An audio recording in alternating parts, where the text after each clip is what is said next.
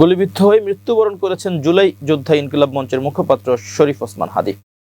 লাখো মানুষের অংশগ্রহণে জানাজা শেষে ঢাকা বিশ্ববিদ্যালয়ের কেন্দ্রীয় মসজিদ সংলগ্ন জাতীয় কবি কাজী নজরুল ইসলামের সমাধির পাশে তাকে দাফন করা হয়। এ প্রেক্ষাপটে হাদীর কবরে কুকুর উঠে পড়েছে দাবিতে একটি ছবি সামাজিক মাধ্যমে ছড়িয়ে পড়েছে। তবে ছবিটি কৃত্রিম বুদ্ধিমত্তা দিয়ে তৈরি বলে জানিয়েছেন রিউমার স্ক্যানারের অনুসন্ধানী টিম। রিউমার স্ক্যানার জানিয়েছে, আলোচিত ছবিটি আসল নয়। প্রকৃতপক্ষে ফেসবুক থেকে সংগৃহীত ওসমান হাদীর কবরের একটি মূল ছবিতে কৃত্রিম বুদ্ধিমত্তা এআই প্রযুক্তি ব্যবহার করে কুকুর যুক্ত করে প্রচার করা হচ্ছে। এ বিষয়ে অনুসন্ধানে private university student alliance of Bangladesh পুশাবের ফেসবুক পেজে ২০ ডিসেম্বর বিকেল ৪টা ৫৬ প্রকাশিত একটি ছবি পাওয়া যায়। ওই ছবিটির সঙ্গে আলোচিত ছবির কুকুর ছাড়া বাকি সব উপাদানের হুবহু মিল রয়েছে।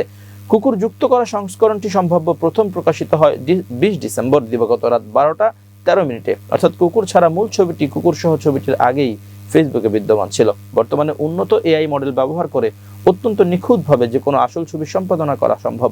এ ধরনের প্রযুক্তির মধ্যে গুগলের ন্যানো বানানো মডেল বেশ আলোচিত, যা ব্যবহারকারীদের উন্নত ও সৃজনশীলভাবে ছবি সম্পাদনের সুযোগ দেয়। এদিকে গুগলের সিন্থ আইডি প্রযুক্তি এআই দিয়ে তৈরি বা সম্পাদিত ছবি, ভিডিও, অডিও কিংবা টেক্সটে অদৃশ্য ডিজিটাল ওয়াটারমার্ক যুক্ত করে। খালি চোখে দেখা না গেলেও বিশেষ প্রযুক্তির মাধ্যমে এই ওয়াটারমার্ক শনাক্ত করা যায়। গুগলের দাবি অনুযায়ী কন্টেন্ট তৈরি হওয়ার সময়ই এই ওয়াটারমার্ক যুক্ত হয় এবং ক্রপ করা, ফিল্টার প্রয়োগ বা অন্যান্য সম্পাদনার পর এটি অক্ষুণ্ণ থাকে।